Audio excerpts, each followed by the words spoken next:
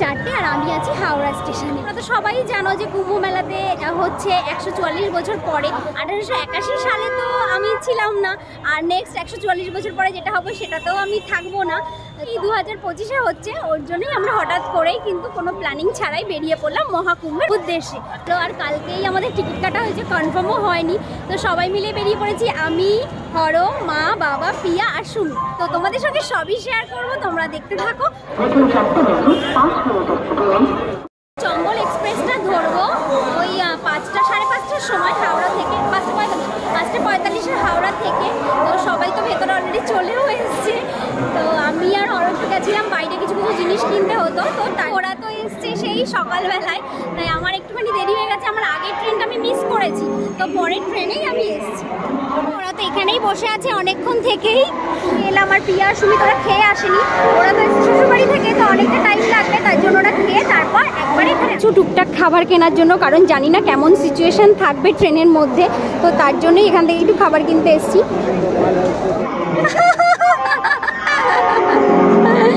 এখন কিছু হবে না, খিদেও একটু অনেক সকালে না, খেয়েছি 11:30টার সময়। আমার একটু খাবো স্বভাব আছে। হ্যাঁ, আমার একটু খাবো স্বভাব আছে। বাইরে গেলে খেতে ইচ্ছা করে, তাই জন্য হরো আমাকে চিকেন, সরি চিকেন না, পনির রোল। আজকে আমরা চিকেন খাবো না, আজকে নিরামিষই খাবো।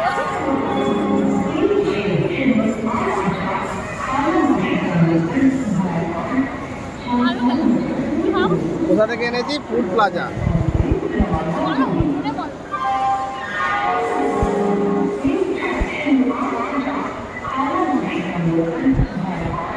চিন্তিত কুম্ভ মেলায় গিয়ে কি হবে, লাইভ লোকেশন শেয়ার করানো শেখানো হচ্ছে।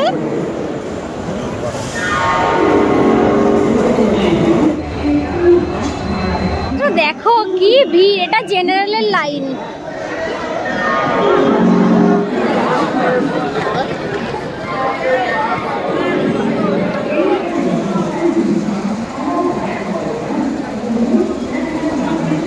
চলো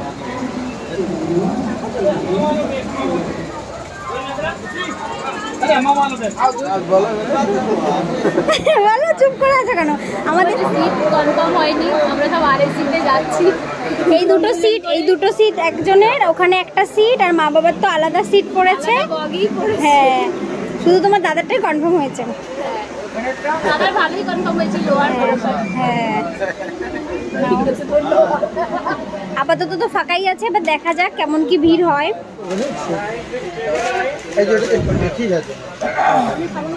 বাজে 9:15, আমরা সবে আসানসোল জংশনে পৌঁছেছি। আপাতত ট্রেনটা টাইমেই যাচ্ছে, পরে কি হবে সেটা জানি না।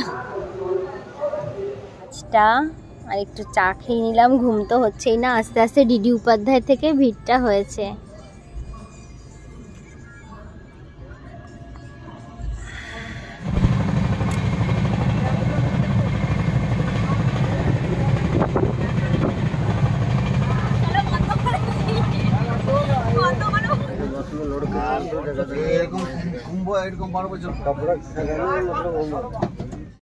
আমরা সবে জাস্ট নামলাম ভিড় থেকে, ভিড়টা জাস্ট দেখো। আমরা নেমেছি প্রয়াগরাজ চৌকিতে, অনেকে চৌকিও বলে আর অনেকে চৌকিও বলে, তো কোনটা নামটা ঠিক জানি না।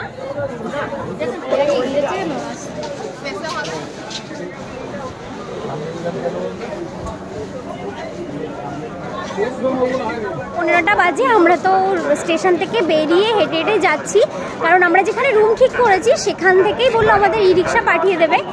ই রিক্সা পাঠিয়েছে, তো ওখানেই আমরা হেঁটে হেঁটে যাচ্ছি। যেহেতু এখানে অবধি ই রিক্সা আসবে না, একটু সামনে হেঁটে যেতে হবে পার্কিং এটার বাইরে, তো তার জন্যই হেঁটে হেঁটে যাচ্ছি। ওখান থেকে ই রিক্সাটা দাঁড়িয়ে আছে বলে।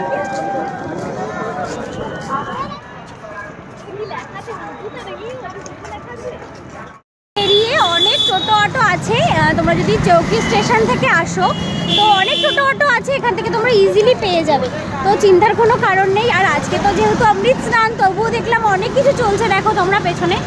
তো এইখান থেকে আসলে আমার মনে হয় বেশি সুবিধা হবে। আর এখান থেকে অ্যারেল ঘাটটা কাছে, তো তুলনামূলক অ্যারেল ঘাটটা একটু কম হবে ভিড়টা।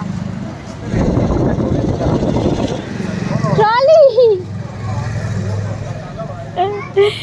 ফাইনালি আমরা পৌঁছে গেছি। এই যে এখানেই আমাদের থাকার ব্যবস্থা করা হয়েছে, একটা রুম, আর এদিকে গিয়ে এদিকে একটা রুম, দুটো রুম আর দুটো রুম দিয়ে আমাদের পড়েছে 6000 একদিনের জন্য, মানে 6 জন আছি, 6000 পড়েছে। তো আমি কন্ট্যাক্ট নাম্বারটা দিয়ে দেবো, তোমরা চাইলে কন্ট্যাক্ট করে নিতে পারো।